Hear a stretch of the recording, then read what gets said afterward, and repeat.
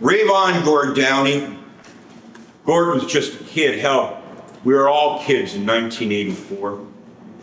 I first met him when I answered a knock at my hotel room door at the Princess George Hotel in Kingston, and there he was with a couple of his high school buddies. We were there in the middle of the afternoon, drinking beer, playing cards, and when that knock came to the hotel room door and I opened it, standing out in the hallway were these really fresh-looking kids shuffling from one foot to the other. They told me they were fans of my band, the Florida Razor. They had actually bought my record. They came to see us at dollar bills. They also told me that they had a band too. I said, "Oh yeah? What's the name of your band?" One of them said, "The Tragically Hip." I said, "Wow, damn, that is a good name. You should hold on to that for sure." I think I kept them out in the hallway because there was a card game going on in the room, money on the table, some local colors hanging around, and privacy was the utmost importance. So we talked through the doorway about music. They told me they played early Rolling Stones and did a few Monkees covers, so I asked them, I said, "Well, why don't you come down to the bar tonight and do a set before? It's like half an hour or 45 minutes, and do you guys actually have enough songs to fill a set like that?" They said, "Yeah, sure." And I closed the door and went back to the card game. That night, they all showed up. Some of them younger than the ones that showed up at my hotel room earlier that day. So I grabbed them and brought them downstairs into this damp basement we were using as a dressing room. Gave them a couple beers and smoked a joint and kept them out of sight because they were way underage. All looked like Boy Scouts, except for one of them looked like a girl guy. And we let them use our amps and our drums, and we basically kept an eye out for them. 9 o'clock comes. They all go up on stage, they plug in, start playing this really old British Invasion, what we would call today as album cuts. Songs that we never heard around the post-punk Canadian music scene, and they played them with some kind of awkward precision, like they had actually rehearsed. We never rehearsed. We did snort speed, but we never rehearsed. I was surprised these guys were actually sitting in such a great groove, and I can't remember all the songs they played, but there was a version of Baby Please Don't Go by Van Morrison and them, and they did Off the Hook by the Rolling Stones. I mean, who does Off the Hook by the Rolling Stones? Nobody around the Hammer, nobody that I knew, and it was all fresh. It wasn't old geezer style rock and roll because these were basically children with guitars playing ancient R&B. And the singer, it's another story. He wasn't like the gob-soaked, foul-mouthed corner street knuckleheads I ran into trying to prove something. He was a lot more exotic, kind of rare. Not your average cock-swinging punk frontman. I really loved the way he sang those songs. He loved singing those songs. And I thought he was brave to stand up there in a room full of boozy-faced Princess Street rounders and allow himself to be fully exposed the way he did.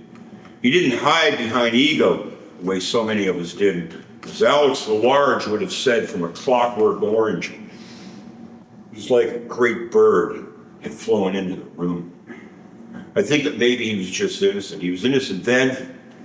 To me, somehow to my eyes, he managed to stay that way, because when I think of Gord Downey on that shitty little stage at the Toucan in 1984 in Kingston, and I think of him several summers ago standing on stage with me in Edmonton at the Interstellar Rodeo, I know that I'm looking at the same guy. I knew that I was looking at the same guy.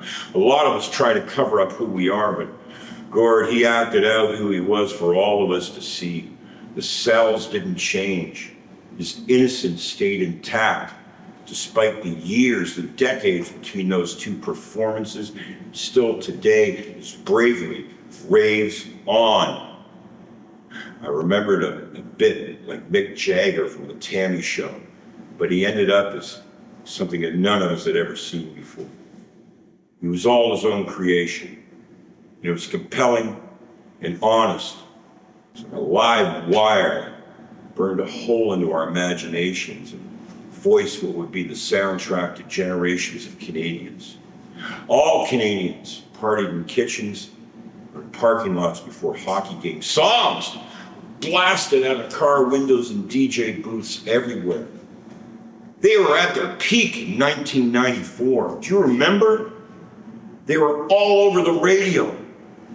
So if you were to ask me who won the Grey Cup in 1994, I couldn't tell you. But if I was to take a guess, I'd say it was the Tragically Hip.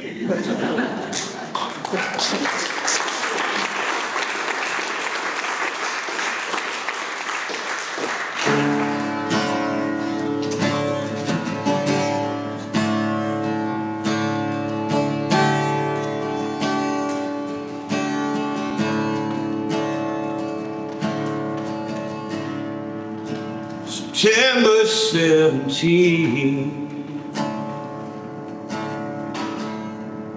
For a girl I know it's Mother's Day. Her son is gonna leave. That's where he will stay. Wind on the weather vane, tearing blue eyes sailing me. As Falstaff sings a sorrowful refrain for a boy in Fiddler's Green. Tiny knotted hearts. Well, I guess it never worked so good. The timber tore apart and the water gorged the wood. You can hear his whispered prayer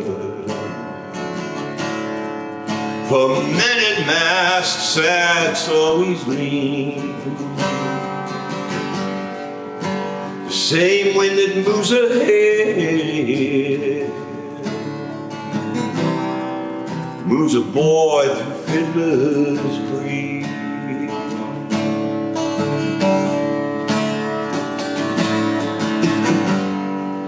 No, nothing changed anyway. No, nothing changed anyway. Or any time today. Yeah.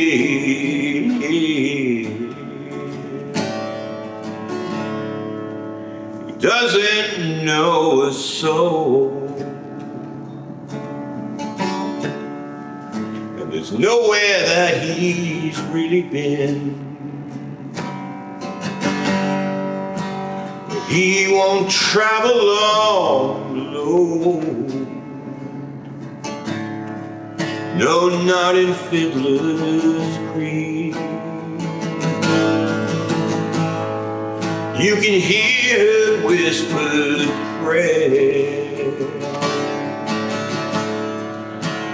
Men at mass that's always lead. As Falstaff sings a sorrowful refrain for a boy in Fiddler's Green. For a boy in Fiddler's Green. Yeah, yeah, yeah, yeah.